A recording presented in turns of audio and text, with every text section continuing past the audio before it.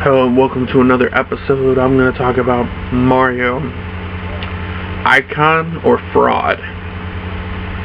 Now that's controversial to some people. Mario's been a part of us since I'm going to go 83. Because he was originally in the original Donkey Kong, and he had an Atari game before, he had an arcade game before. But Mario is put on such a high pedestal as the leader of Nintendo. But is he really an icon? Is Mario really a legend? Mario has had the same story for 30 years.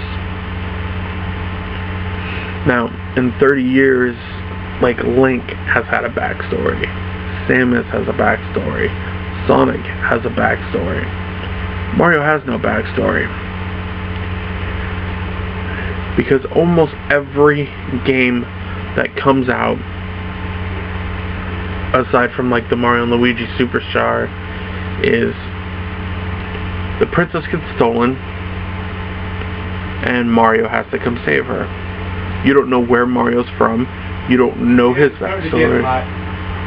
So it's just over and over and over again. Mario does the same thing. Like Mario Sunshine and Mario Galaxy are different, but that's only like 3 games in the course of 30 years.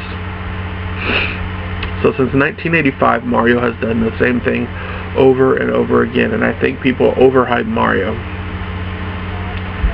You think about it. Mario 1 is the same. You do the same thing in Mario 1 that you do in Mario 3. Mario 2 was different though, but Mario 2 was actually Doki Doki Panic. What they did is they took an already existing video game and they rendered the characters to make them look like Mario, Luigi, the princess, and Toad. Okay? Mario World is the same thing. Now Super Mario World 2, Yoshi's Island, that's a different thing. But you see, over the years, Mario hasn't changed. There's no backstory. There's nothing new. He's always in the Mushroom Kingdom. Nintendo's never tried to think outside the box when it comes to Mario games. New Super Mario Bros. On the Wii, New Super Mario Bros. On the Wii U are the same games that we got in 1985. Okay. So in that retrospect, all I know about Mario is he's a plumber who eats mushrooms, he shoots fireballs, he rescues the princess. There's never been any character development on Mario. Ever. So when there's no character development for 30 years, is he really like an icon? Like, I know he's the lead of Nintendo. He's the mascot. But as much crap as Sonic the Hedgehog gets, Sonic has tried other things. You have Sonic and the Secret Rings. You have Sonic and the Black Knight. You have Shadow the Hedgehog. The Sonic Adventure series gave Sonic more of a backstory. Even Sonic Generations tried to think outside the box. Sonic Colors and put new stuff in there. But Mario's the same rinse and repeat, rinse and repeat. It's one of those things where, like, I don't like the term fanboys, but when it comes to Nintendo, there are Nintendo fanboys. Nintendo fanboys will blatantly look at something and just, they'll say it's gold. They'll say everything is awesome. Mario Maker. Mario Maker was a lazy attempt because everything was pre-rendered, pre-put in there. And it's, instead of them making a brand new Mario game, they gave us one. Like, Super Mario RPG was an awesome game back in the day. And so was Paper Mario. But Mario just, he rests on his laurels. Nintendo thinks, oh, he's Mario, he doesn't need to do anything special. Miyamoto never tries to be different. Mario, to me, it's stale. Like, there's still Sonic games. Here's another example of a Nintendo product. Of two Nintendo products. Let's look at the Metroid series. It started as a side-scrolling game where you go back and forth trying to get items. And they turned it into a first-person shooter. And then they turned it from a first-person shooter hybrid. And you've learned a lot about Samus over the years. A lot about Samus. Lots of development, lots of backstory. And there's been less games. Legend of Zelda, as confusing as the timeline is, you've learned a lot about Link, Zelda, the whole universe. Like, if someone was to ask you, describe to me the core aspects. Now, I'm discounting the TV show that they had, the animated series. Explain to me what the Mushroom Kingdom is, what goes on in the Mushroom Kingdom, who rules the Mushroom Kingdom.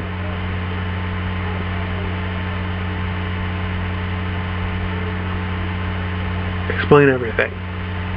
Would you be able to go out and explain? I don't think you could. It'd be really hard to explain what's going on in the mushroom world, because that's just the way it is. Nintendo, like, they just say, we're Nintendo. This is Mario. Deal with it. And us as gamers, we're just supposed to, like, take a spoonful of Mario, swallow it like it's fucking cereal. And to me, that's not. You need to reinvent yourself all the time. You constantly need to be moving forward. There's a lot of franchises out there that do that. But, like, Mario Galaxy was an interesting take on Mario. Completely different. You had Mario Sunshine, which was a little different. But one thing they've been doing lately is they're re-releasing old Mario games to tide people over. When the 3DS came out, they re-released Super Mario 64, where you could play as Bowser, Luigi, the Princess, or Toad. That's not making a new game. That's a re-release. They've re-released Mario World before too. Mario for the Wii is like rinse and repeat, because you have the same levels, the same enemy types. I think what they should do is take a look at Super Mario Brothers 2 USA. Okay? Different world, different enemy types, different boss. Do something like that and dare to be different. Because they rest on either Mario's laurels, or it's just, hey look, it's a new Super Smash Brothers. You can take all these Nintendo characters and beat the crap out of each other. Nintendo, I am begging you, think outside the box. Do something different with Mario. To really put through, like, we're still Nintendo, we can still knock it out of the park. But you can't, Nintendo. You suck. You fail. I'm not a Nintendo fanboy. I'm not a Sony fanboy. I'm not an Xbox fanboy. I look at games from a certain perspective, and I'm able to give my opinion. And just to make sure, I'm going to give you 10 things that prove that Mario has become complacent. Number 1. Since 1985, he has had exactly the same power-ups. You have mushrooms, you have flowers, you have stars.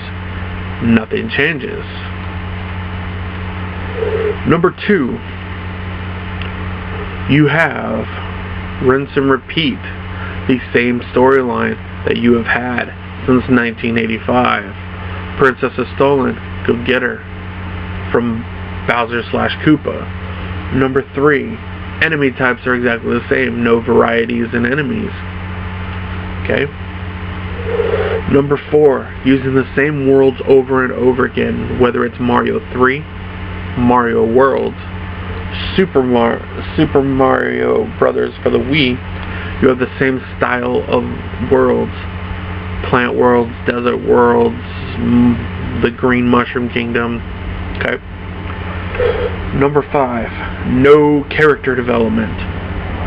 Mario's lack of character development over the last 30 years is atrocious. Number 6,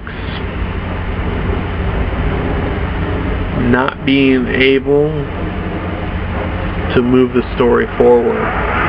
The lack of, like,